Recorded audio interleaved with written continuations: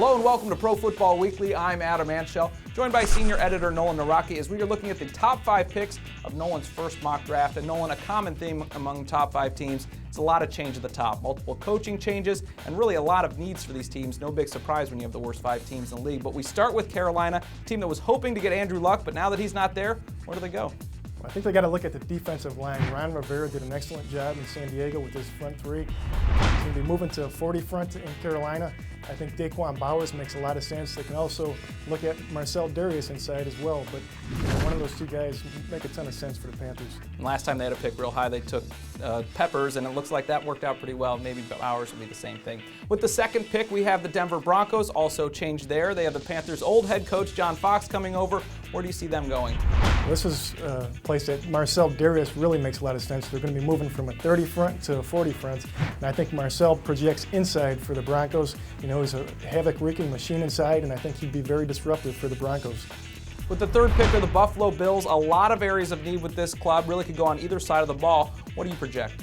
We got a lot of needs, but we could see 3 defensive linemen come off the board with the first 3 picks. Nick Fairley makes a lot of sense in Buffalo. I went with cornerback Patrick Peterson from LSU for a number of reasons. Primarily, owner Ralph Wilson, the last couple of years, has been extremely involved on draft day. He tends to put his opinion in there, and he was looking for that game breaker last year. Went with C.J. Spiller when he really didn't have a need for a running back. And, you know, he didn't produce this season. Peterson's got that return ability, so I went with Peterson. Yeah, he certainly is a good player and the best cornerback in the draft, but who knows if that's exactly the best area for them to go. We'll see. You just never know when Ralph Wilson is involved. Now, number 4 is Cincinnati Bengals.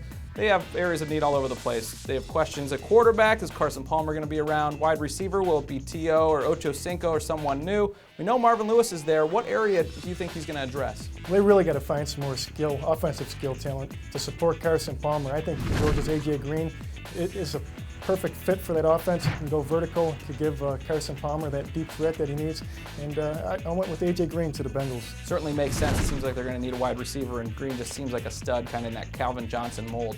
Now for the 5th pick, the Arizona Cardinals. Changes on defense there as well with a new defensive coordinator. Where do you see them going? That side of the ball? Yeah, I think they got to get younger at outside linebacker. You look at Texas A&M's Von Miller.